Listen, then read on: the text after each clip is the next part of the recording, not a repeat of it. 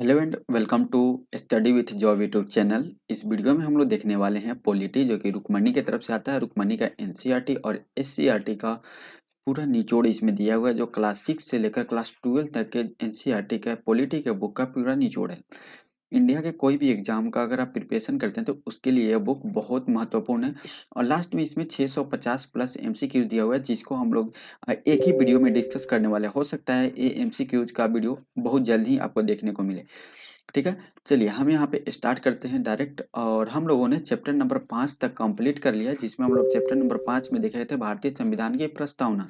Okay, तो आज हम लोग चैप्टर नंबर 6 से देखेंगे और चैप्टर नंबर 7 देखेंगे, अगर एक्स्ट्रा बचेगा तो। ठीक है, यानी क्योंकि चैप्टर नंबर 7 थोड़ा ज़्यादा बड़ा है। ठीक है, हम आपको एक चीज़ बता दें, अगर आप इसका पीडीएफ लेना चाहते हैं तो वीडियो के डिस्क्रिप्शन में टेलीग्राम का लिंक दिया है, वहाँ पे भी देख सकते हैं।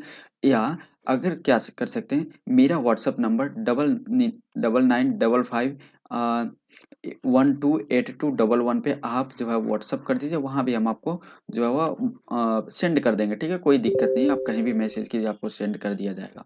ठीक है, तो चलिए हम डायरेक्ट स्टार्ट करते हैं चैप्टर नंबर 6, जिसमें हम लोग पढ़ेंगे संघ एवं उसका राज्य क्षेत्र, जो जिसमें अनुच्छेद 1 से लेकर 4 तक पढ़ेंगे और भाग 1 का अध्ययन हम लोग करने वाले हैं।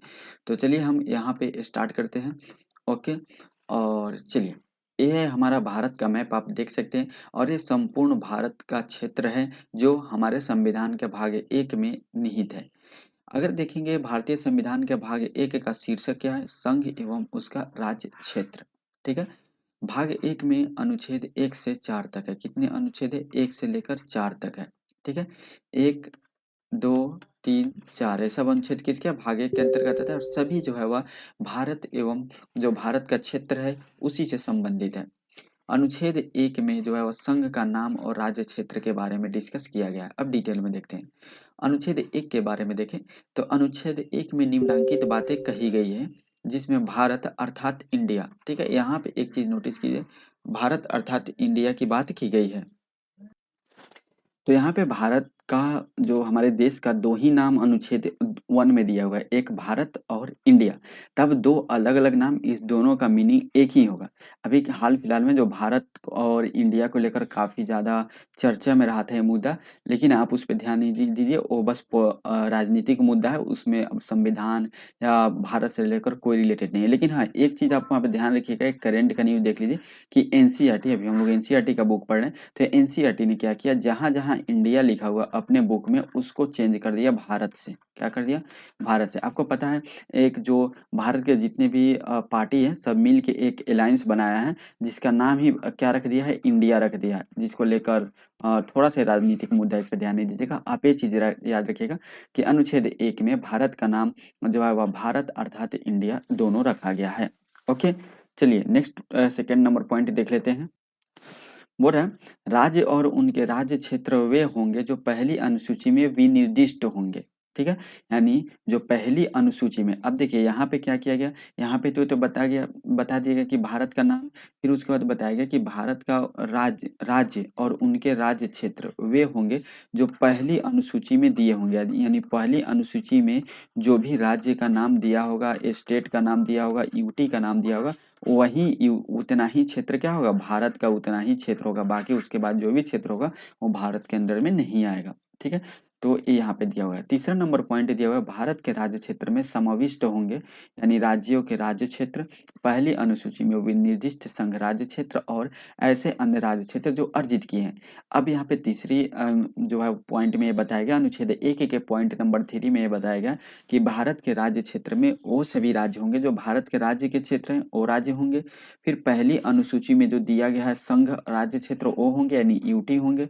और अगर हम लोग फ्यूचर में कोई भी, जैसे मान लेते हैं फ्यूचर में हम लोग पाकिस्तान पे कब्जा कर लेते हैं, तो अगर हम एक अलग स्टेट बना दिए जिसका नाम हम रखेंगे पाकिस्तान, तो वो क्या होगा, वो भी भारत में आ जाएगा। तो अर्जित क्षेत्र भी भारत का एक राज्य क्षेत्र के अंतर्गत आ जाएगा, और फिर पाकिस्तान हमारा जो अनुसूची 1 है उसमें शामिल हो जाएगा। ठीक है, तो ऐसे होगा। चलिए हम लोग देख लेते हैं अनुच्छेद 2। अनुच्छेद 2 है जो नए राज्यों का प्रवेश या स्थापना से संबंधित है। यानी हम अनुच्छेद 1 में तो हम लोग राज्य क्षेत्र के बारे में देखे, अब जो है वह नए राज्यों का प्रवेश और स्थापना कैसे होगा इसके बारे में देख लेते हैं। सबसे पहले आप देखेंगे तो अनुच्छेद 2 के अंतर्गत ये बताया गया कि संसद विधि द्वारा ऐसे निबंधनों और शर्तों पर जो ठीक समझे संघ में नए राज्यों का प्रवेश या उसकी स्थापना कर सकेगी। यानी पूरा कंट्रोल किसके पास है? संसद के पास है। नए राज्य को जोड़ना है, राज्य का क्षेत्र बदलना है, कब्जा करना है, कब्जा करके उसको मिलाना है, सब किसके अंतर्गत में? सब संसद के अंदर में ये सब चीजें हैं, अनुच्छेद 2 के अंतर्गत। ठीक है, एक चीज याद रखिएगा। अब अनुच्छेद 2 ए में क्या दिया हुआ है? जैसे अनुच्छेद 2 ए में क्या किया गया? सिक्किम का संघ के साथ सह संयुक्त बनाया गया। ठीक है, सबसे पहले सिक्किम को सह राज्य बनाया गया, यानी बोला गया कि आप पहले हमारे देश में जुड़िए। ठीक है, आप पहले हमारे देश में जुड़िए और उसके बाद क्या होगा, अगर आपको अच्छा लगेगा, आपको लगेगा कि हाँ भारत में जुड़ना अच्छा रहेगा, तो आप फिर एक अच्छा स्टेट बन जाइएगा पूर्ण रूप से। फिर अनुच्छेद 2 ए को 35वां संविधान संशोधन अधिनियम 1974 द्वारा अंतः स्थापित किया गया, किंतु 36वां संविधान संशोधन अधिनियम 1975 द्वारा इसे निरस्त किया गया। हुआ क्या कि 35वां संविधान संशोधन हुआ 1974 में, और उसके बाद सिक्किम को सह राज्य बनाया गया। फिर इसको जब 36वां संविधान संशोधन 1975 के तहत जो सिक्किम जो है वह भारत का पूर्ण राज्य बन गया, तो फिर अनुच्छेद 2 ए को क्या किया गया? निरस्त कर दिया गया, क्योंकि अब इसका कोई जरूरत नहीं था। चलिए नेक्स्ट पॉइंट हम लोग देख लेते हैं। यहाँ पे अभी हम लोग अनुच्छेद 2 का जो है वो पॉइंट देख रहे थे।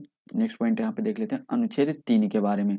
अनुच्छेद 3 में क्या बताया गया? नए राज्यों का निर्माण और वर्तमान राज्यों के क्षेत्रों, सीमाओं या नामों में परिवर्तन संसद विधि द्वारा। यानी नए राज्य का निर्माण करना है, राज्य का नाम बदलना है, कुछ भी करना है तो वह संसद के अंदर ही आएगा, संसद विधि बना के कर सकती है अनुच्छेद 3 के तहत।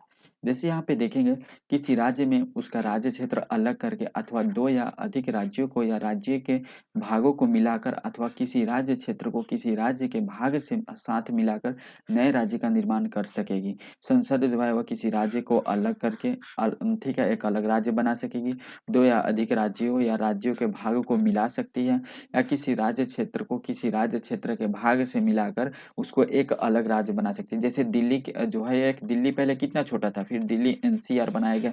उसको कैसे बनाया गया? तो कुछ हरियाणा का पार्ट लिया गया, कुछ यूपी का पार्ट लिया गया और दोनों को ज्वाइंट करके दिल्ली एनसीआर यानी जो नई दिल्ली था इसका क्षेत्र बढ़ा दिया गया। तो ये सब किसके अंदर में किया गया? सब संसद के द्वारा किया गया। इसमें स्टेट गवर्नमेंट का यानी जो है यूपी गवर्नमेंट और हरियाणा गवर्नमेंट का इसमें कोई रोल नहीं है, और वो कुछ रोक भी नहीं सकती है सेंट्रल गवर्नमेंट यानी संसद को ऐसे करने से। ठीक है, किसी राज्य क्षेत्र बढ़ा सकेगी। अगर जैसे दिल्ली पहले कितना छोटा था, दिल्ली को बढ़ाया गया, राज्य क्षेत्र को बढ़ाया गया। किसी राज्य क्षेत्र को घटा सकेगी, बिल्कुल। जैसे आप देखेंगे, जैसे जम्मू एंड कश्मीर पहले जो भारत का आप मैप देखते थे, तो ये जो भारत का ऐसे मैप हुआ करता था, तो आप पहले क्या था, ये पूरा एरिया जम्मू कश्मीर के अंतर्गत आता था। ये पूरा एरिया जो किसके अंतर्गत आता था? जम्मू कश्मीर के। लेकिन अब क्या किया गया, जो ये पीओ के है अब लद्दाख में मिला दिया गया, और जम्मू कश्मीर का जो एरिया है इतना छोटा रह चुका है अब। ठीक है, अब ये पूरा क्या हो गया, पूरा रीजन लद्दाख हो चुका है। तो किसी राज्य का क्षेत्र भी घटा सकेगी, और ये करने में कि कौन की? संसद की, सेंट्रल गवर्नमेंट की, संसद के द्वारा किया गया। और न जम्मू कश्मीर के कोई गवर्नमेंट बोल पाई, और ना ही देश के कोई भी गवर्नमेंट या कोई भी न्यायालय कुछ भी नहीं कर पाए, क्योंकि ये सब संसद अपना कानून के थ्रू विधि के द्वारा कर सकती है। अनुच्छेद 3 के अंतर्गत किसी राज्य की सीमाओं में परिवर्तन कर सकेगी, बिल्कुल। जैसे आप देखेंगे, देखिए 2 जून 2014 को क्या हुआ था, 2 जून 2014 को आंध्र प्रदेश कितना बड़ा था, तो आंध्र प्रदेश के तोड़ करके एक तेलंगाना राज्य बना दिया गया और एक आंध्र प्रदेश अलग राज्य बना दिया गया। तो उसके सीमाओं में परिवर्तन कर सकती है, इसमें किसी भी स्टेट का कोई रोल नहीं रहेगा। हाँ, ये थोड़ा बहुत रहता है कि उनके विधानमंडल जो होता है उनसे पूछा जाता है, लेकिन वो ना कहे हाँ कहे उससे कोई फर्क नहीं पड़ता है। करना है तो करना है, संसद की मर्जी है, इनको चेंज करना है तो कर देंगे। अब जैसे उत्तर प्रदेश, यूपी जो राज्य कितना बड़ा राज्य है, तो इसको अब अलग अलग करने की बात की जा रही है। तो उसमें जो है यूपी गवर्नमेंट यानी योगी जी कुछ नहीं करेंगे, अगर सेंट्रल गवर्नमेंट को करना होगा तो कर ही देगी। किसी राज्य के नाम में परिवर्तन कर सकेगी। अब जैसे अभी आप काफी फेमस न्यूज आप देखे थे, केरल का जो क्या है, केरल का जो न्यूज है वह केरलम करने के बात की गई है। तो स्टेट जो गवर्नमेंट है वहाँ का, केरल का विधानमंडल, वो लोग ने तो पारित कर दिया है, केरल का नाम क्या करना है, केरलम। केरल का केरलम तो लोग कर दिया है, लेकिन अभी संसद के द्वारा अप्रूवल नहीं मिला, तब तक वह नाम अभी केरल ही रहेगा। जिस दिन संसद से अप्रूवल मिल जाएगा उस दिन केरल का नाम क्या हो जाएगा, केरलम हो जाएगा। तो किसी राज्य का नाम का परिवर्तन भी क्या होगा, संसद के हाथ में ही है, वो जैसे मर्जी वैसे कर सकती है। अनुच्छेद 3 में उल्लेखित उद्देश्य के लिए कोई विधेयक राष्ट्रपति के पूर्व अनुमति से ही संसद में प्रस्तुत किया जाएगा, अन्यथा नहीं। होगा क्या कि अनुच्छेद 3 में जो भी दिया गया है, यानी किसी राज्य का परिवर्तन करना है, जो भी अनुच्छेद 3 में अभी हम लोग डिस्कस किए पढ़े, उसमें कुछ भी चेंज करना है तो राष्ट्रपति को एक बार बता देना है, यानी पूर्व अनुमति से, ठीक है? यानी राष्ट्रपति से अनुमति लेना आवश्यक है और वो अनुमति दे भी देते हैं, बस उनको बता देना है कि हम ये चीज़ करने जा रहे हैं और कर देना है, ठीक है? ऐसा नहीं है कि वो रोक देंगे तो नहीं करना है, ठीक है? यदि ऐसा विधेयक किसी राज्य क्षेत्र, सीमा या नाम में परिवर्तन से संबंधित है, तो राष्ट्रपति विधेयक को संबंधित राज्य के विधानमंडल को विचार हेतु प्रेषित करेंगे, किंतु राष्ट्रपति या संसद विधानमंडल की राय मानने के लिए बाध्य नहीं है। राष्ट्रपति द्वारा ऐसे प्रेषित विधेयक पर संबंधित विधानमंडल को एक समय सीमा में, जो राष्ट्रपति द्वारा दिया जाए, अपना विचार देना होता है। यदि विधानमंडल उस नियत अवधि में अपना विचार नहीं देता है, तो विधेयक राष्ट्रपति द्वारा संसद में प्रस्तुत किया जा सकता है, अर्थात निर्दिष्ट अवधि की समाप्ति के पूर्व विधेयक संसद में नहीं रखा जा सकता है। पांचवा संविधान संशोधन अधिनियम 1955 द्वारा ये नियम लगाया गया था। हुआ क्या कि पहले क्या था कि अभी हम लोग क्या पढ़े, किसी राज्य के नाम में परिवर्तन, सीमा में परिवर्तन या किसी राज्य क्षेत्र में परिवर्तन करने के लिए जो है उस राज्य के विधानमंडल से पूछना आवश्यक है, ठीक है? विधानमंडल से पूछना आवश्यक है। हो तो उसमें क्या करेंगे, जो राष्ट्रपति क्या करेंगे, उस राज्य के विधानमंडल से मतलब पूछेंगे कि हाँ, हम ये चीज़ करना चाहते हैं। तो अगर वो विधानमंडल और एक अवधि टाइम देंगे, 10 दिन, 15 दिन, 14 दिन ऐसे टाइम दे देंगे और उसके बाद बोलेंगे इतने दिन के अंदर में आप लोग डिसाइड करके बता दीजिए क्या करना है। अगर वो ना बोलेगी विधानमंडल, तब भी अगर राष्ट्रपति संसद को मन होगा करने का तो वो चेंज कर ही देगी। अगर विधानमंडल हाँ बोलती है तब भी वो चेंज कर ही देगी। बस एक बार राय ले लिया जाता है कि हाँ, आपसे हम ये चीज़ करना चाहते हैं, बाकी करती है अपने ही मन का संसद, ठीक है? ये याद रखिएगा। और ये कब लागू किया गया? 5वां संविधान संशोधन अधिनियम 1955 में लागू किया गया। अब हम लोग देख लेते हैं अनुच्छेद 4। पहली अनुसूची और चौथी अनुसूची के संशोधन तथा अनुपूरक, आनुषंगिक और परिणामिक विषयों का उपबंध करने के लिए अनुच्छेद 2 और अनुच्छेद 3 के अधीन बनाई गई विधियां है। इसमें ये बोला गया कि पहली अनुसूची और चौथी अनुसूची के संशोधन तथा अनुपूरक, आनुषंगिक और परिणामिक विषयों को उपबंध करने के लिए अनुच्छेद 2 और अनुच्छेद 3 के अधीन बनाई गई विधियां है। पहली अनुसूची और चौथी अनुसूची में अगर कुछ परिवर्तन करना है या कुछ भी करना है तो अनुच्छेद 2 और 3 में भी उसको परिवर्तन किया जाएगा। यानी अनुच्छेद 2 और अनुच्छेद 3 में अगर कोई परिवर्तन किया जाता है तो पहली अनुसूची और चौथी अनुसूची में भी वो चीज़ परिवर्तन माना जाएगा। ठीक है? याद रखिएगा। अब अनुच्छेद 4 के तहत 2 बातें इम्पोर्टेंट है, इसको डिस्कस कर लेते हैं। अनुच्छेद 2 एवं अनुच्छेद 3 के तहत बने विधि में अनुसूची प्रथम और अनुसूची चतुर्थ में परिवर्तन के लिए भी आवश्यक उपबंध उपलब्ध रहेंगे। ठीक है? अनुच्छेद 2 और अनुच्छेद 3 के तहत बने नियम अनुच्छेद 368 के तहत संविधान संशोधन नहीं समझी जाएगी। बहुत इंपॉर्टेंट पॉइंट है। अगर संसद किसी नाम का, जैसे अगर हम लोग देखें जम्मू कश्मीर का क्षेत्र बदल दिया गया, ठीक है? आंध्र प्रदेश का क्षेत्र बदल दिया गया था, वह किसी संविधान संशोधन के तहत नहीं किया गया। आपको ये कभी सुनने को नहीं मिलेगा कि इस संविधान संशोधन के तहत तेलंगाना का गठन हुआ, इस संविधान संशोधन के तहत बिहार का गठन हुआ, कोई संविधान संशोधन के तहत जम्मू कश्मीर लद्दाख अलग हुए, ऐसा कुछ नहीं हुआ। क्योंकि ये जो अनुच्छेद 2 और 3 में संसद द्वारा जो भी चेंजिंग किए जाएंगे, यह भारतीय संविधान के अनुच्छेद 368 जिसमें संविधान संशोधन निहित है, वह उससे अलग रहेगा, यानी उसको संविधान संशोधन नहीं माना जाएगा। ठीक है? अर्थात अनुच्छेद 2 एवं अनुच्छेद 3 के द्वारा जो उपबंध है, उसके लिए संविधान संशोधन की प्रक्रिया नहीं बल्कि इसे साधारण बहुमत प्रक्रिया से किया जा सकता है। यानी जो संविधान संशोधन करते हैं हम लोग तो सभी वोटिंग कराते हैं या कुछ जो है वो मेंबर्स हैं उनका राय लेना आवश्यक हो जाता है। ठीक है? यानी वोटिंग में इतना परसेंट बहुमत लाना आवश्यक हो जाता है, उसके बाद वो विधेयक पारित होता है। लेकिन जो अनुच्छेद 2 और 3 में जो भी चेंजिंग हम लोग करेंगे, इसमें साधारण बहुमत से भी हम लोग पास कर सकते हैं। साधारण बहुमत उतना होता है जो जितना सीट होता है लगभग 50% जितना टोटल सीट होता है उसका। ठीक है? नेक्स्ट हम लोग देख लेते हैं। बेरुबड़ी संघ मामले में सर्वोच्च न्यायालय के समक्ष राज्य के लिए यह प्रश्न आया कि अनुच्छेद 3 के अंतर्गत राज्यों के क्षेत्रों, सीमाओं में परिवर्तन की संसद की शक्ति में क्या किसी राज्य या उसके भूभाग को किसी विदेशी राज्य को सौंपने की शक्ति निहित है? न्यायालय ने कहा कि संसद साधारण विधि द्वारा ऐसा नहीं कर सकती है, उसके लिए अनुच्छेद 368 के तहत संविधान संशोधन करना होगा। अब देखिए हुआ क्या, ये अनुच्छेद 2 और अनुच्छेद 3 में तो हम लोग पढ़ लिए कि जो भी संशोधन किया जाएगा संसद अपने मर्जी से कुछ भी कर सकती है, अपना मनमानी कर सकती है। लेकिन यहाँ पे एक मामला ये आया कि ये भी तो हो सकता है कोई गवर्नमेंट आए और गवर्नमेंट आके क्या करे कि अपना जो भी गवर्नमेंट अपना जो भारत का क्षेत्र है वह किसी विदेशी देश को दे दे, हो सकता है किसी विदेशी देश को दे दे, तब क्या होगा? तो यहाँ पे सर्वोच्च न्यायालय ने ये बताया कि अगर ऐसा सिचुएशन जब भी आए तो इसको संविधान संशोधन के थ्रू किया जाएगा, यानी जो संविधान का अनुच्छेद 368 है उसके तहत संविधान संशोधन के तहत भारत के किसी क्षेत्र को दिया जाएगा। और इसी प्रकार हुआ भी। बहुत दिन से एक बांग्लादेश और भारत का मैटर चल रहा था, तो जब मोदी जी आए तो भारत के कुछ गांव को बांग्लादेश को सौंप दिए संविधान संशोधन करके, और फिर बांग्लादेश के कुछ जो है वह गांव को क्षेत्र को भारत में मिला लिए संविधान संशोधन करके। ठीक है, उसको साधारण बहुमत से नहीं किया जा सकता था।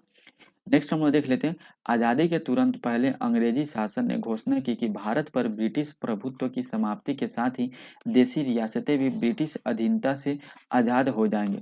इसका मतलब यह था कि सभी रियासतें यानी रियासतों की संख्या 565 थी, ब्रिटिश राज की समाप्ति के साथ ही कानूनी पर आजाद हो जाएंगे।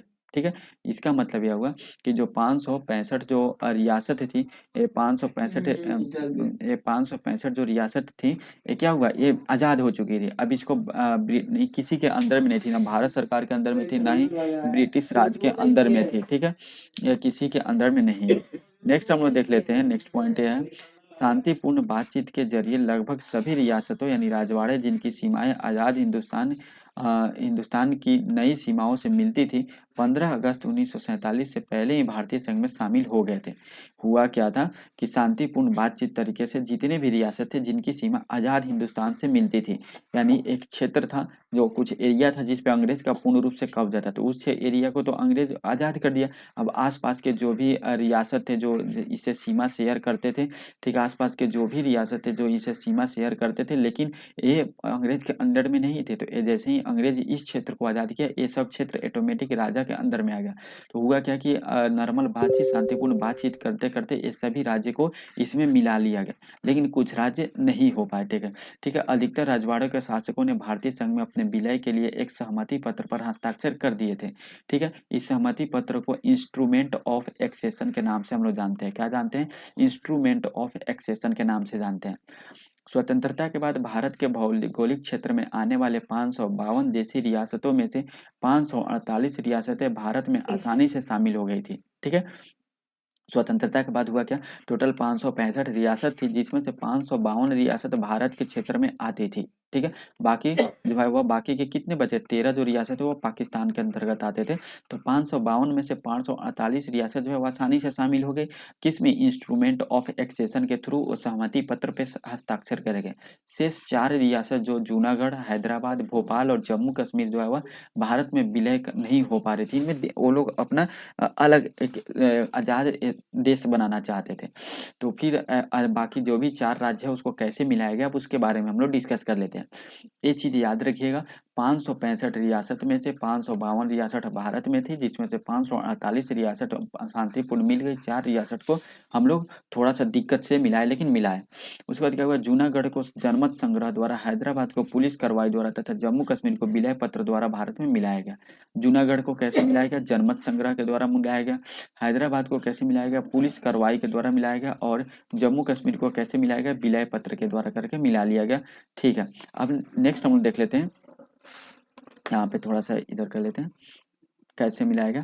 सबसे अंत में भारत विलय होने वाली देशी रियासत भोपाल थी। ठीक है, सबसे अंत में भोपाल थी। अभी तक बहुत लोगों को ये पता होगा कि हैदराबाद होगा, ठीक है, क्योंकि वो पुलिस कार्रवाई के थ्रू इसको लास्ट में मिलाया गया था, लेकिन नहीं, इस सबसे बाद में कौन, भोपाल था, जो 30 अप्रैल 1949 को सहमति पत्र पर हस्ताक्षर किया और 1 जून 1949 को केंद्र सरकार को शासित होने लगी थी। ठीक है, यानी 1 जून 1949 से उस पर केंद्र का शासन होने लगा था। आजादी के चंद रोज पहले मणिपुर के महाराजा बोधचंद्र सिंह ने भारत सरकार के साथ भारतीय संघ में अपनी रियासत के विलय के एक सहमति पत्र पर हस्ताक्षर किए थे। इसकी एवज में उन्होंने आश्वासन दिया था कि मणिपुर को आंतरिक स्वायत्तता बरकरार रहेगी।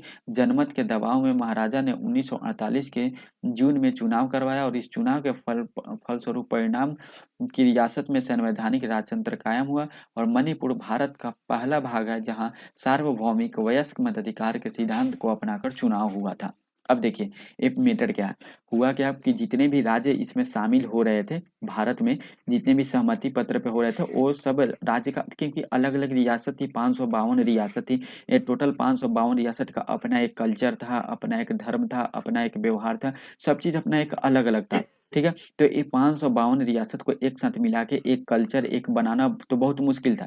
तो मणिपुर के जो राजा थे, राजा भोजचंद्र सिंह, ये जब इसमें शामिल हो रहे थे तो ये बोले कि हम तो शामिल हो रहे हैं, सबसे पहले यही रेडी हुए भारत संघ में शामिल होने के लिए, लेकिन बोले कि जो हमारा कल्चर है, जो हमारा देश का गरिमा है, जो भी हमारा देश का कल्चर है, ठीक है, हमारा हमारा मणिपुर का कल्चर व्यवहार जो भी है, ठीक है, उसको बनाए रखना है, इसको बनाए रखना है, और उसके बाद क्या करना है, ये कभी खत्म नहीं होना चाहिए। तो यहाँ पे भारत सरकार ने ये मान लिया और उसके बाद हस्ताक्षर हुआ। उसके बाद मणिपुर में सबसे पहले 1948 में चुनाव कराया गया, सार्वभौमिक मताधिकार, वयस्क मताधिकार के सिद्धांत से चुनाव किया गया, और उसके बाद मणिपुर को भारत में मिला लिया गया, और मणिपुर भारत में मिलने वाला पहला राज्य जिसमें चुनाव करके मिलाया गया था।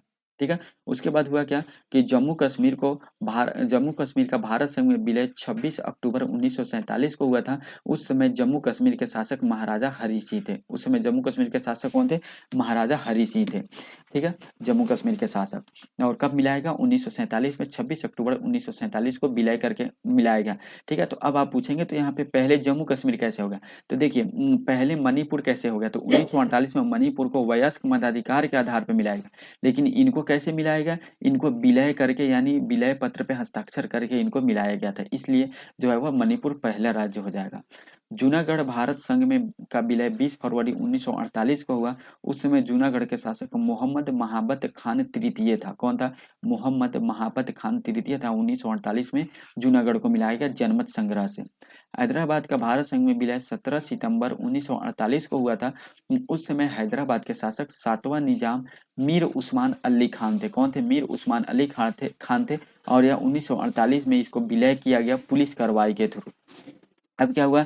संविधान के आरंभ के समय भारत का राज्य क्षेत्र कुल 4 श्रेणियों के राज्यों भाग क, भाग ख, भाग ग और भाग घ में बटा हुआ था। ठीक है, यानी जो भारत में अब तो 552 रियासत को हम लोग मिला लिए किसी न किसी तरीके से, 548 तो सीधे तौर पे मान गए।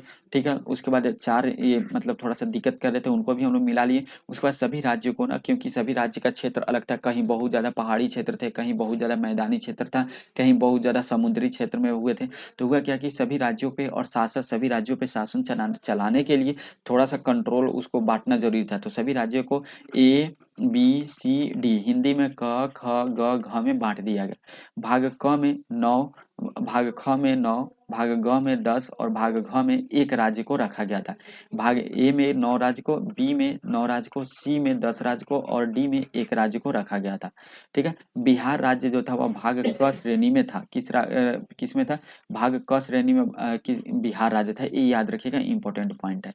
भाग घ श्रेणी में सिर्फ अंडमान निकोबार द्वीप समूह को रखा गया था, यानी भाग घ में जो एक था जिसमें केवल और केवल किसको रखा गया था? अंडमान निकोबार द्वीप समूह को रखा गया था।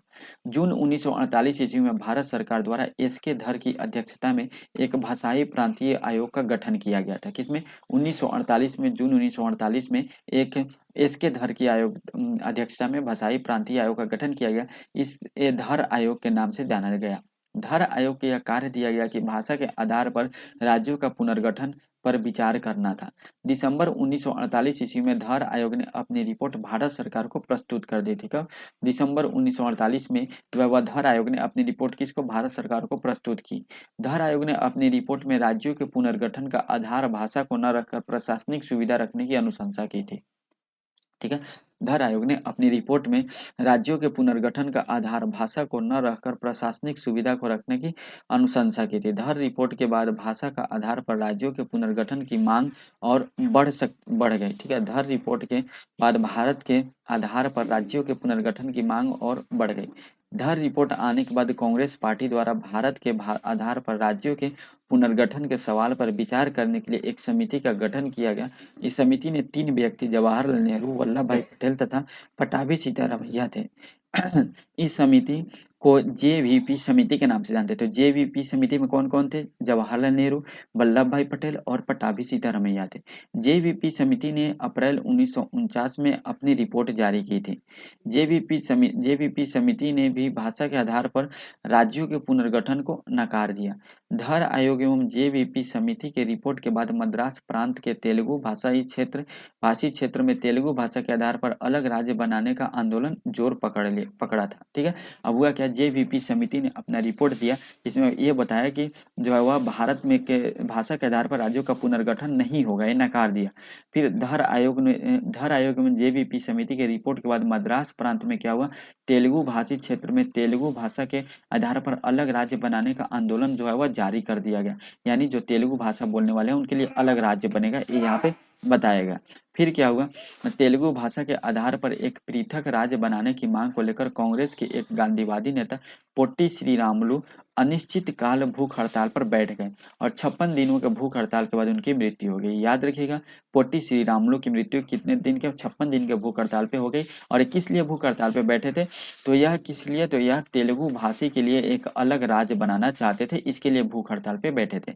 श्री रामुलु 19 अक्टूबर 1952 को आमरण अनशन पर बैठे थे और 15 दिसंबर 1952 को अनशन के दौरान उनकी मृत्यु हो गई थी। ठीक है, 1952 में ये बैठे थे और 19 अक्टूबर 1952 को और 15 दिसंबर को इनकी मृत्यु हो गई 1952 में। श्री रामुलु की मृत्यु के बाद तेलुगु भाषी क्षेत्र में हिंसक उपद्रव शुरू हो गए और बड़ी संख्या में सड़कों पर लोग निकल आए, पुलिस फायरिंग एवं अनेक लोग घायल हुए या मारे गए। मद्रास में अनेक विधायकों ने विरोध जताते हुए अपनी सीट से इस्तीफा दे दिया। ठीक है, क्योंकि कांग्रेस का केंद्र में सरकार था, कांग्रेस का वहां भी सरकार था, तो यहाँ पे इस्तीफा देने लगे लोग। अंततः क्या हुआ, 1952 के दिसंबर में, ठीक है, 1952 के दिसंबर में प्रधानमंत्री ने तेलुगु भाषी क्षेत्र के लिए आंध्र राज्य बनाने की घोषणा कर दी। ठीक है, यानी तेलुगु भाषी जो क्षेत्र है उनके लिए एक अलग राज्य बनेगा जो आंध्र प्रदेश के नाम से होगा और इसकी घोषणा कर दी गई। फिर क्या हुआ, प्रधानमंत्री जवाहरलाल नेहरू की घोषणा के अनुसार आंध्र प्रदेश राज्य का गठन अक्टूबर 1953 में हुआ था। ठीक है, याद रखिएगा, घोषणा 1952 में हो गया था दिसंबर में, लेकिन गठन कब हुआ, अक्टूबर 1953 में इसका गठन हुआ और भाषाई आधार पर गठित होने वाला पहला राज्य आंध्र प्रदेश बन गया था। ठीक है, नेक्स्ट है, आंध्र राज्य के गठन के साथ ही देश के दूसरे हिस्सों में भी भाषाई आधार पर राज्यों की गठित करने के लिए आंदोलन शुरू हो गए। अब जितने भी अलग अलग भाषा के लोग थे, ये लोग भी बोलने लगे कि हमको भी एक अलग राज्य आप बनाइए। ऐसे आंदोलनों के उग्र स्वरूप के कारण बाध्य होकर केंद्र सरकार ने 1953 में राज्य पुनर्गठन आयोग गठित किया था। ठीक है, केंद्र सरकार ने 1953 में राज्य पुनर्गठित आयोग गठित किया था। दिसंबर 1953 में केंद्र सरकार द्वारा 3 सदस्यीय राज्य पुनर्गठन आयोग फजल अली की अध्यक्षता में गठित किया गया। इस आयोग के अन्य 2 सदस्य के एम पन्नीकर और एच एन कुंजरू थे। कौन थे? के एम पन्नीकर और एच एन कुंजरू थे। जो फजल अली की अध्यक्षता में हुआ क्या, अब जितने सभी राज्य तो अपना जो है वह धरना करने लगे, तो एक राज्य पुनर्गठन आयोग का गठन किया गया 1953 में, जिसका फजल अली की अध्यक्षता में। और इसमें जो है एक तो अध्यक्ष फजल अली हो गए और बाकी जो 2 सदस्य थे, ठीक है, 3 सदस्य थे इसमें टोटल, के एम पनिकर और एच एन कुंजरू थे, याद रखिएगा नाम। फजल अली आयोग ने सितंबर 1955 ईस्वी में अपना रिपोर्ट पेश किया। इस रिपोर्ट में भाषा के आधार पर राज्यों के गठन को स्वीकारा गया। ठीक है, यानी ये बोला गया कि राज्यों के आधार भाषा के आधार पर राज्यों का गठन तो होगा, लेकिन एक राज्य एक भाषा के सिद्धांत को अस्वीकार किया गया। यानी ये नहीं होगा कि जो गुजरात में रहते हैं वो केवल और केवल गुजराती ही बोलेंगे, अगर बिहारी जाएंगे तो वह बिहारी अपना भाषा नहीं बोल सकते, ऐसा कभी नहीं होगा। ठीक है, गुजरात एक राज्य एक भाषा, ऐसा कभी नहीं होगा। एक राज्य में सभी भाषाएं चलेंगे। यानी सीधा कहने का मतलब यह हुआ कि फजल अली आयोग में यह बोला गया कि भाषा के आधार पर तो राज्यों का गठन होगा, लेकिन यह प्रशासनिक जो, लेकिन मेन जो मुद्दा होना चाहिए वह प्रशासनिक होना चाहिए, न कि वो पूरा कल्चर भी वैसा होना चाहिए। फजल अली आयोग ने राज्यों के 4 श्रेणियों को समाप्त करने तथा राज्य एवं केंद्र शासित प्रदेश के 2 श्रेणियों को स्थापित करने का भी अनुशंसा किया। यानी अभी हम लोग पढ़े जो राज्यों को ए बी सी डी में बांट दिया गया था, क्योंकि 552 रियासत को हम लोग किए थे, जिसमें ए में 9 राज्य था, बी में 9 राज्य था, सी में 10 राज्य था और डी में 1 राज्य था, जिसमें केवल अंडमान निकोबार था और बिहार ए में था। ठीक है, ये तो हम लोग पीछे पढ़ चुके हैं। तो इसको अब समाप्त कर दिया और अब बोला गया कि अब एक राज्य होंगे और एक केंद्र शासित प्रदेश होंगे, जिसमें राज्य में 16 राज्य बनाए गए और 3 केंद्र शासित प्रदेश बनाए गए थे। ठीक है, 16 राज्य और 3 केंद्र शासित प्रदेश की गठन की अनुशंसा की गई फजल अली आयोग के द्वारा। ठीक है, तो अगर क्वेश्चन पूछेगा कि जो भारत का राज्यों का भाग था ए बी सी डी में जो बांटा गया था, किस आयोग की रिपोर्ट के बाद खत्म कर दिया गया? फजल अली आयोग की रिपोर्ट के बाद इसको खत्म कर दिया गया। फजल अली आयोग की रिपोर्ट पर चर्चा के उपरांत संसद ने 7वां संविधान संशोधन अधिनियम 1956 पारित किया गया। इस संशोधन अधिनियम द्वारा राज्यों के 4 श्रेणियों को समाप्त करके 2 श्रेणियां राज्य एवं केंद्र शासित प्रदेश स्वीकारा गया था। ठीक है, किस संविधान संशोधन के तहत? 7वां संविधान संशोधन 1956 के तहत। उसके बाद क्या हुआ? राज्य पुनर्गठन अधिनियम 1956 द्वारा 1 नवंबर 1956 को भारत क्षेत्र को 14 राज्य एवं 6 केंद्र शासित प्रदेश में गठित किया गया। अब जो फजल अली आयोग है, ये क्या बोला? यह बोला कि 16 राज्य और 3 केंद्र शासित प्रदेश होंगे, ये अपने रिपोर्ट में बोला। लेकिन जब 19 राज्य पुनर्गठन अधिनियम 1956 आया 7वां संविधान संशोधन के तहत 4 श्रेणियों को खत्म करके, तो 1 नवंबर 1956 को जो राज्य बनाए गए उसमें 14 राज्य बनाए गए और 6 केंद्र शासित प्रदेश बनाए गए, ये याद रखिएगा। वह 14 राज्य कौन कौन थे? आंध्र प्रदेश जो पहले ही बन चुके थे अक्टूबर 1953 में, फिर उसके बाद असम, बिहार, बम्बे, जम्मू कश्मीर, केरल, मध्य प्रदेश, मद्रास, मैसूर, उड़ीसा, पंजाब, राजस्थान, उत्तर प्रदेश एवं पश्चिम बंगाल हुए थे। अब ये जितने भी 14 राज्य हैं, इनका पुनर्गठन कब हो गया था? 1956 में ही हो गया था। ठीक है, हम लोग राज्य और उसके पुनर्गठन कर पढ़ते हैं, याद करते हैं अलग अलग राज्य का कब गठन हुआ। जैसे बिहार का कब गठन हुआ? तो 2000 ईस्वी में हुआ, नवंबर 2000 ईस्वी में। तो ऐसे सभी राज्य का पढ़ते हैं। लेकिन ये जो 14 राज्य है, इनका तो पुनर्गठन एक ही बार हो गया था 1956 में। तो अभी हम लोग को 28 राज्य पढ़ना है, तो 28 राज्य में से 14 राज्य का तो 1956 ही याद कर लीजिएगा। बाकी का जो 14 राज्य अलग अलग डेट है वो याद कर लीजिएगा। ठीक है, चलिए नेक्स्ट है 6 केंद्र शासित प्रदेश थे अंडमान निकोबार, दिल्ली, हिमाचल प्रदेश, मणिपुर, त्रिपुरा, लक्षद्वीप, मिनिकॉय, अमीनी द्वीप समूह। ठीक है, यानी लक्षद्वीप, मिनिकॉय, अमीनी द्वीप समूह एक ही स्टेट था, तो ए सॉरी एक ही यूटी था, तो ये 6 यूटी बनाए गए। तो टोटल 14 राज्य और 6 यूटी बनाए गए थे। कब? 1956 में, याद रखिएगा। फिर आगे क्या हुआ? वर्ष 1956 ईस्वी में 14 राज्यों एवं 6 केंद्र शासित प्रदेशों के गठन के उपरांत भी बाद के वर्षों में इस संदर्भ में अनेक बदलाव हुए थे। बॉम्बे पुनर्गठन अधिनियम 1960 हुआ, जिसके द्वारा बॉम्बे प्रांत को महाराष्ट्र एवं गुजरात जो राज्यों में बांटा गया।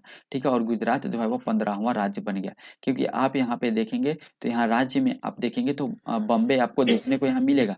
लेकिन बॉम्बे से राज्य बॉम्बे पुनर्गठन का 1960 में अधिनियम आया, जिसमें गुजरात को अलग किया गया और पहले से 14 राज्य थे, तो 15वां राज्य कौन बन गया? गुजरात बन गया।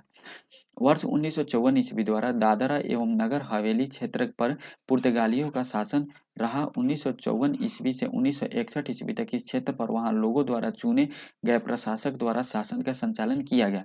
फिर 10वां संविधान संशोधन अधिनियम 1961 द्वारा दादर एवं नागर हवेली को भारत का केंद्र शासित प्रदेश बनाया गया था। किसका? जो दादर नागर हवेली था वो पुर्तगालियों के क्षेत्र में था, लेकिन 10वां संविधान संशोधन 1961 के तहत इसको भारत का केंद्र शासित प्रदेश बना लिया गया। 1961 ईस्वी में गोवा, दमन एवं दीव क्षेत्र को पुर्तगाली शासक के हाथ से भारत सरकार ने पुलिस कार्रवाई द्वारा मुक्त कराया था। ठीक है, फिर क्या हुआ? 12वां संविधान संशोधन अधिनियम 1962 द्वारा गोवा, दमन एवं दीव को क्षेत्र को एक केंद्र शासित प्रदेश के रूप में गठित किया गया था।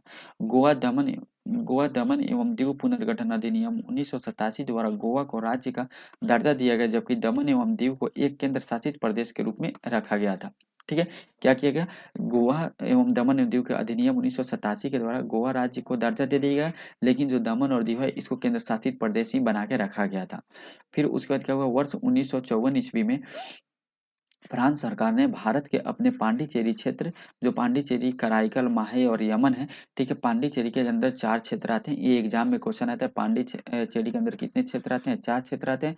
पांडिचेरी, कराईकल, माहे और यमन को भारत सरकार को सौंप दिया। कब? 1954 में। किसने? फ्रांस सरकार ने। और 1954 ईस्वी से 1962 ईस्वी तक पांडिचेरी भारत के अर्जित क्षेत्र के रूप में भारत सरकार द्वारा शासित किया गया। यानी अर्जित क्षेत्र हम लोग किस कहाँ पे पढ़े थे? अनुच्छेद 1 के पढ़े थे। यानी अर्जित क्षेत्र भी क्या होगा? वह भारत के राज्य क्षेत्र के अंतर्गत आएगा, तो अर्जित क्षेत्र के रूप में शासन हुआ। फिर क्या हुआ? 14वां संविधान संशोधन अधिनियम 1962 आया, जिसके द्वारा पांडिचेरी को भारत के केंद्र शासित प्रदेश के रूप में स्थापित किया गया था। ठीक है। यानी पांडिचेरी को किस संविधान संशोधन द्वारा, 14वां संविधान संशोधन द्वारा शामिल कर दिया गया था। फिर नागालैंड राज्य अधिनियम 1962 आया और इसके द्वारा 1963 ईस्वी में नागालैंड राज्य अस्तित्व में आया, असम से पृथक होकर। असम पहले तो था ही 14 राज्य में, लेकिन असम से अलग होकर 1963 में नागालैंड को अलग राज्य बनाया गया था। ये चीज आप याद रखिएगा। नेक्स्ट पॉइंट हम लोग देख लेते हैं।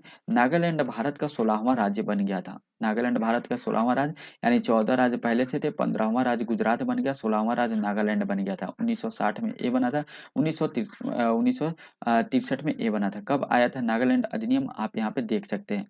ठीक है, 1963 में आया था। ठीक है मतलब ये बन गया राज्य नागालैंड। फिर क्या हुआ, पंजाब पुनर्गठन अधिनियम 1966 आया। इसके द्वारा पंजाब राज्य से हिंदी भाषी क्षेत्र को हटाकर भारत के 17वें राज्य के रूप में हरियाणा राज्य बनाया गया। अब एक चीज आप नोटिस किया, जो हम लोग 14 राज्य पढ़े थे और 6 केंद्र शासित प्रदेश थे, इसी में से अलग होकर नए नए राज्य का अलग होगा। पंजाब पहले से था इस 14 राज्य में, लेकिन क्या हुआ, 17वां राज्य हरियाणा बनाया गया, क्योंकि ये हिंदी बोलते थे, पंजाब में लोग पंजाबी बोलते थे। पंजाब पुनर्गठन अधिनियम 1966 द्वारा चंडीगढ़ को केंद्र शासित प्रदेश भी बना दिया गया था। किसको, चंडीगढ़ को। पंजाब पुनर्गठन अधिनियम 1966 द्वारा पंजाब राज्य के पहाड़ी क्षेत्र को तत्कालीन केंद्र शासित प्रदेश हिमाचल प्रदेश के साथ मिला दिया गया। हुआ क्या, पंजाब में जो है वह जो हिंदी भाषी क्षेत्र थे उसको हरियाणा अलग बना दिया गया, जो इसका मेन सिटी था चंडीगढ़ उसको केंद्र शासित प्रदेश बना दिया गया, और जो पहाड़ी क्षेत्र था उसको क्या बना दिया गया, हिमाचल प्रदेश करके एक अलग प्रदेश बना दिया गया, ये केंद्र शासित प्रदेश हिमाचल प्रदेश के नाम से। हिमाचल प्रदेश राज्य अधिनियम 1970 आया और 25 जनवरी 1971 को केंद्र शासित प्रदेश हिमाचल प्रदेश को भारत का 18वां राज्य बना दिया गया। ठीक है, तो 15वां राज्य कौन बन गया था, गुजरात बना था। 16वां राज्य कौन बना था, नागालैंड बना था। ठीक है, 17वां राज्य कौन बना था, हरियाणा बना था, और 18वां राज्य कौन बन गया था, हिमाचल प्रदेश बन गया था। फिर आगे क्या हुआ, टोटल हम लोग अभी 28 राज्य तक पहुंचेंगे, देखिए कैसे। फिर पूर्वोत्तर क्षेत्र पुनर्गठन अधिनियम 1971 आया और इसमें क्या हुआ, केंद्र शासित प्रदेश मणिपुर को भारत का 19वां राज्य बना दिया गया। यानी जो राज्य अब केंद्र शासित प्रदेश थे उसको राज्य की दर्जा देने शुरू कर दिया गया था। 1971 में क्या हुआ, 19वां राज्य किसको बना दिया गया, मणिपुर को बना दिया गया, और यह 21 जनवरी 1972 से प्रभावी हुआ, लेकिन 1971 में बना दिया गया था। फिर पूर्वोत्तर पुनर्गठन अधिनियम 1971 के द्वारा ही केंद्र शासित प्रदेश त्रिपुरा को भारत का 20वां राज्य बनाया गया। 21 जनवरी 1972 से ही प्रभावी हुआ था। फिर पूर्वोत्तर क्षेत्र पुनर्गठन अधिनियम 1971 द्वारा उप राज्य मेघालय को भारत का 21वां राज्य बनाया गया और 21 जनवरी 1972 से भी ये प्रभावी हुआ। तो आप यहाँ पे एक चीज देखेंगे कि 1971 में 3 राज्य का गठन हुआ। एक 19वां राज्य बना, जो कौन बना, मणिपुर बना। फिर 20वां राज्य कौन बना, त्रिपुरा बना, और 21वां राज्य मेघालय बना। ये तीनों राज्य का गठन कौन कौन, मणिपुर, त्रिपुरा, मेघालय का गठन कब है, 1971 ही है। ठीक है, तो याद रखिएगा। ओके, अब नोट, 22वां संविधान संशोधन अधिनियम 1969 द्वारा असम राज्य के अंतर्गत ही मेघालय को उप राज्य का दर्जा दिया गया था। ठीक है, याद रखिएगा। पूर्वोत्तर क्षेत्र पुनर्गठन अधिनियम 1971 द्वारा असम राज्य क्षेत्र से 2 केंद्र शासित प्रदेश मिजोरम एवं अरुणाचल प्रदेश बनाया गया था। कौन कौन, मिजोरम और अरुणाचल प्रदेश किससे अलग किया गया, असम से ही अलग किया गया 1971 में ही। ठीक है, लेकिन यहाँ पे नोट दिया हुआ है कि और मिजोरम और अरुणाचल प्रदेश क्षेत्र को पहले नेफा, नॉर्थ ईस्ट फ्रंटियर एजेंसी कहा जाता था। फिर 36वां संविधान संशोधन अधिनियम 1975 में सिक्किम को भारत का 22वां राज्य बनाया गया था। अभी हम लोग 22 राज्य तक पहुंच चुके हैं, 14 राज्य से 22 राज्य तक पहुंच चुके हैं, अभी 28 राज्य तक पहुंचना है, याद रखिएगा। फिर क्या हुआ, भारत के स्वतंत्रता के पूर्व तक सिक्किम एक देशी रियासत था। भारत के स्वतंत्रता के बाद सिक्किम भारत का संरक्षित क्षेत्र बना। 35वां संविधान संशोधन अधिनियम 1974 द्वारा सिक्किम को भारतीय संघ के अंतर्गत सह राज्य बनाया गया। फिर 36वां संविधान संशोधन अधिनियम 1975 द्वारा सिक्किम को पूर्ण राज्य का दर्जा दिया गया और इसे भारत का 22वां राज्य बना दिया गया। ये चीजें हम लोग डिस्कस कर चुके हैं। फिर मिजोरम राज्य अधिनियम 1986 आया। इसके द्वारा मिजोरम को भारत का 23वां राज्य बनाया गया। मिजोरम क्या हुआ था, मिजोरम और अरुणाचल प्रदेश को असम से अलग करके केंद्र शासित प्रदेश बनाया गया था, लेकिन अब भारत का 23वां राज्य मिजोरम को बना दिया गया और 24वां राज्य जो है वह किसको बनाया गया, अरुणाचल प्रदेश को बनाया गया। अरुणाचल प्रदेश राज्य अधिनियम 1986 आया, इसके तहत अरुणाचल प्रदेश को भारत का 24वां राज्य बनाया गया। फिर उसके बाद गोवा, दमन एवं दीव पुनर्गठन अधिनियम 1987 आया और गोवा को भारत का 25वां राज्य बनाया गया। जो 30 मई 1987 से प्रभावी हुआ। फिर मध्य प्रदेश पुनर्गठन अधिनियम 2000 ईस्वी है और छत्तीसगढ़ को भारत का 26वां राज्य, और इसी अधिनियम के तहत उत्तर प्रदेश पुनर्गठन अधिनियम आया 2000 में। इससे उत्तरांचल यानी उत्तराखंड को अलग करके 27वां राज्य बनाया गया, जो 9 नवंबर 2000 से प्रभावी हुआ। और फिर जिसको हम लोग उत्तरांचल नाम परिवर्तन अधिनियम 2006 द्वारा उत्तरांचल का नाम बदलकर उत्तराखंड कर दिया गया, क्योंकि 2006 में एक अधिनियम है और उत्तरांचल का नाम कर क्या कर दिया गया, उत्तराखंड कर दिया गया। और ये 1 जनवरी 2007 से उत्तराखंड हो गया उत्तरांचल से। फिर बिहार पुनर्गठन अधिनियम 2000 आया, जिसमें झारखंड को भारत का 28वां राज्य बनाया गया, जो 15 नवंबर 2000 से प्रभावी हुआ था। फिर क्या हुआ, आंध्र प्रदेश पुनर्गठन अधिनियम 2014 आया। इसके द्वारा तेलंगाना को भारत का 29वां राज्य बनाया गया था और 2 जून 2014 को प्रभावी हुआ था। तो अभी हम लोग 14 राज्य से कितने राज्य तक आ चुके हैं, 29 राज्य तक आ चुके हैं, और 29वां राज्य तेलंगाना हुआ था भारत का। फिर आगे क्या हुआ, जम्मू एंड कश्मीर राज्य पुनर्गठन अधिनियम 2019 द्वारा भारत एवं जम्मू कश्मीर राज्य को 2 केंद्र शासित प्रदेशों जम्मू कश्मीर एवं लद्दाख में बांट दिया गया था। कब, जम्मू कश्मीर राज्य पुनर्गठन अधिनियम 2019 आया, जिसमें जम्मू कश्मीर और लद्दाख को 2 केंद्र शासित प्रदेशों में बांट दिया गया और 31 अक्टूबर 2019 से प्रभावी हुआ। तो पहले 29 राज्य थे, जिसमें जम्मू कश्मीर भी आता था, तो एक राज्य कम हो गए। ठीक है, एक राज्य कम है, और पहले 6 केंद्र शासित प्रदेश थे, तो क्या हुआ, 2 केंद्र शासित प्रदेश बढ़ गए, जिसमें क्या हो गया, जम्मू एंड कश्मीर आ गए थे। ठीक है, ये हो गया था। ठीक है, तो अब लेकिन अब 28 राज्य और 8 केंद्र शासित प्रदेश हो चुके हैं। फिर क्या हुआ, दादर और नागर हवेली तथा दमन और दीव जो केंद्र शासित प्रदेश थे, इनको 2019 अधिनियम द्वारा दोनों केंद्र शासित प्रदेश को एक साथ मिला दिया गया और 26 जनवरी 2020 से ये प्रभावी हो गए थे। ठीक है, तो तब जाकर ऐसे 28 राज्य और 8 केंद्र शासित प्रदेश हमारे भारत में बना। और एक जो हमारा ये जो पूरा भारत था, एक अभी जो हम लोग भारत देखते हैं संपूर्ण भारत, ये ऐसे बनकर तैयार हुआ था। ठीक है, तो उम्मीद करते हैं ये जो भाग 1 है हमारे भारतीय संविधान का, ये आपको काफी अच्छा लगा होगा। इसमें अगर आपको कभी भी कोई भी कन्फ्यूजन होता है तो आप कमेंट बॉक्स में ज़रूर कमेंट कीजिएगा, हम आपका ज़रूर रिप्लाई करेंगे। साथ ही साथ अगर आप इसका पीडीएफ लेना चाहते हो तो टेलीग्राम ज्वाइन कर लीजिए, डिस्क्रिप्शन में आपको लिंक मिल जाएगा, या 9955128211 नंबर पे आप कॉल मैसेज कर सकते हैं। यहाँ भी आपको पीडीएफ व्हाट्सअप कर दीजिएगा, हम आपको पीडीएफ सेंड कर दिएंगे।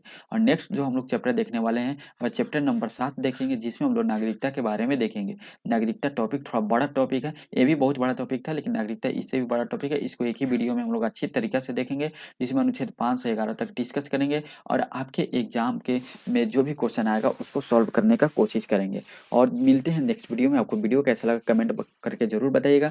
आज के वीडियो में इतना ही, तब तक के लिए जय हिंद, जय भारत।